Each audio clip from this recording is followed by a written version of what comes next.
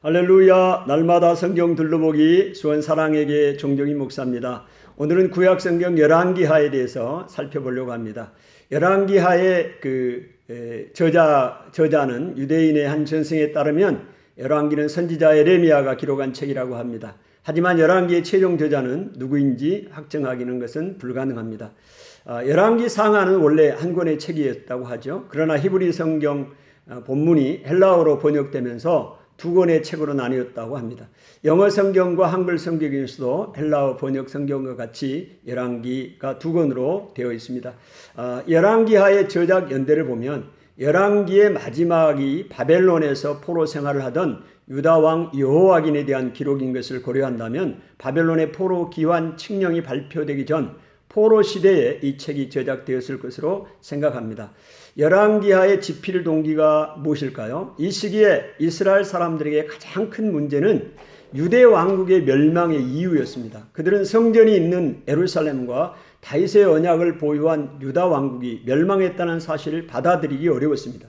그러므로 열왕기는 유다의 멸망 이유를 밝히고 여호와께 대한 신앙을 더욱 고취하기 위해 기록되었다 볼 수 있습니다. 열왕기하의 내용을 좀 보면 첫 번째로 남북 왕국 공전 시대입니다. 오므리 왕조와 남유다에 대한 것인데요. 아합의 딸 아달랴가 여호사밧의 아들 여호람과 결혼함으로써 북이스라엘과 남유다는 미로의 시대를 맞이합니다. 여호사밧과 그의 아들 여호람과 손자 아하시아 역시 북이스라엘의 오므리 왕조와 경제적 정치적으로 긴밀한 협력 관계를 유지하고 있습니다. 따라서 이스라엘의 아하시아와 요람의 통치 기간을 묘사하는 열왕기하의 첫 부분은 남북 왕국의 분열, 남북 왕국의 협력 시대에 해당한다고 보겠습니다. 아합의 아들 아하시아는 왕으로 즉위한 후 2년의 통치 기간을 채우지 못하고 질병으로 죽습니다.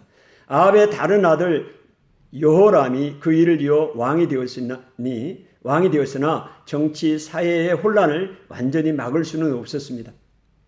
오므리와 아합의 지배를 받고 있던 모압이 그 기회를 놓치지 않고 독립전쟁을 일으킵니다. 북이스라엘은 남유다와 에돔의 군대와 함께 삼국이 연합군을 형성하여 모압을 공격하였지만 그들의 독립을 막기에는 역부족이었습니다. 이어서 엘리사의 활동이 길게 묘사됩니다. 특히 엘리사는 아람의 장군 하사엘을 부추겨 자신의 왕인 베나닷을 죽이고 스스로 왕이 되게 합니다. 이것은 하사엘로 하여금 전쟁을 통해 아합의 아들 요람에게 중상을 입히게 하여 당시 이스라엘의 그 왕 요람의 신하였던 예후가 반란을 일으킬 수 있도록 여건을 형성해 주기 위한 것이었습니다. 나아가 엘리사는 제자들을 보내어 예후에게 기름을 붓게 함으로써 예후의 반란에 불을 붙였습니다. 이와 같이 엘리사는 하나님께서 아합의 가문을 심판하시기 위해 사용하시는 간접적인 수단이었습니다. 두 번째로 예후 왕조와 남유다를 살펴보면 예후는 요람과 그의 어머니 이세벨을 죽여서 하나님의 심판을 수행합니다. 9장에 나와 있는 내용이죠. 뿐만 아니라 그는 아합의 아들 70명을 죽게 만들고 바알을 섬기는 모든 제사장들을 불러들여 칼로 죽이고 그 신당을 파괴합니다. 10장에 나와 있습니다. 이와 같은 대대적인 숙청은 사회 혼란과 불안을 가정하였고 군사력을 약화시켰습니다. 이때 아람 왕 하사엘은 재빨리 북이스라엘을 공격하여 요단 동편 지역을 빼앗습니다. 우리가 열왕기하를 통해서 우리가 메시지를 몇 가지만 살펴보겠습니다. 열왕기하는 여호와 하나님께서 역사의 주인이심을 가르칩니다. 하나님은 개인과 민족의 운명을 지배하십니다. 아하시아가 병에서 낫지 못한 것이나 히스기야가 병에서 나은 것은 하나님께서 그렇게 되기를 원하셨기 때문입니다. 사네립의 군대가 무수한 사상제를 내고 비참하게 기환했던 것도 하나님의 뜻이었기 때문입니다. 하나님께서 왕을 세우기도 하시며 원수를 일으키기도 하시며 왕을 구원하시거나 그에게 고난을 주시기도 하십니다. 하나님께서는 죄를 싫어하시며 죄를 지은 사람에게는 고난이 임하게 하십니다. 의인을 핍박하는 것은 죄이고요. 하나님께서 유다에게 고난을 주시는 이유는 므낫세가 무죄한 피를 흘렸기 때문이라고 말하고 있습니다. 하나님을 의지하지 않고 세상의 권세들을 의지하는 것은 죄입니다. 가장 심각한 죄는 우상 숭배입니다. 북왕국 왕들에 대하여 반복적으로 사용하는 여로보암의 길 혹은 여로보암의 죄라는 표현은 여로보암이 만들었던 금송아지를 숭배한 죄를 가리킵니다.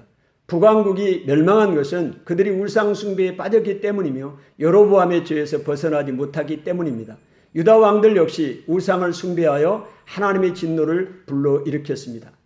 또한 열왕기는 왕을 역사의 주인공으로 생각합니다. 비록 열왕기 안에서 선지자, 제사장 그리고 때로는 그 땅의 백성이 역사의 주체로 등장하지만 열왕기라는 이름이 암시하는 것처럼 역사를 이끌어가는 중요한 주체는 왕들이라는 역사관이 열왕기에 반영되어 있습니다. 특히 열왕기는 다윗을 중요하게 생각합니다. 다윗을 통해서 하나님이 그 민족의 죄를 용서하기도 하고 심판을 유보하기도 하십니다. 또 한편 열왕기는 인간 왕의 실패를 말하고 있습니다. 사사시대의 모든 불행과 고난을 경험한 이스라엘은 인간 왕이 있어야 한다는 것을 강하게 주장했습니다. 과연 솔로몬 시대에 그들의 탁월한 영도력에 힘입어 이스라엘 백성은 최고의 번영과 행복을 경험했습니다. 하지만 그 솔로몬도 우상 숭배에 빠져들었고 경건하다고 생각되었던 아사나 우시야조차 교만하여 하나님의 징계를 받았습니다. 히스기야는 이사야 선지자의 책망을 받았습니다. 요시야와 같이 경건한 왕도 유다 백성을 구원하지 못하고 요절해야 했습니다.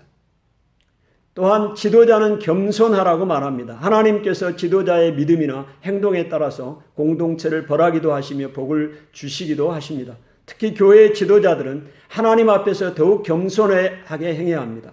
이미 하나님의 사역을 잘 감당하고 있는 존경받는 지도자라도 아사나 우시야처럼 교만에 빠질 수 있고 세상의 유혹에 넘어갈 수 있습니다. 그러므로 지도자들은 항상 깨어서 자신을 돌아보아야 하며 공동체의 운명에 대해 큰 책임감을 갖고 그 공동체를 섬겨야 합니다. 자신의 가치관과 이상을 강요할 것이 아니라 공동체의 필요를 채워주고 그들의 약한 부분을 강하게 만드는 지도자가 필요합니다. 오직 예수 그리스도만이 우리의 왕이시고 인간 왕들은 자기 백성을 구원하는 데 실패했습니다. 하지만 예수님은 우리를 의와 진리로 다스리시고 참된 행복으로 인도하십니다. 삶의 모든 영역에서 예수 그리스도 그분을 우리의 주님 곧 왕으로 모셔야 합니다. 이 열왕기 상하를 통해서 우리에게 주시는 놀라운 하나님의 그 뜻들, 의도들 우리가 경험할 수 있기를 축복합니다. 감사합니다.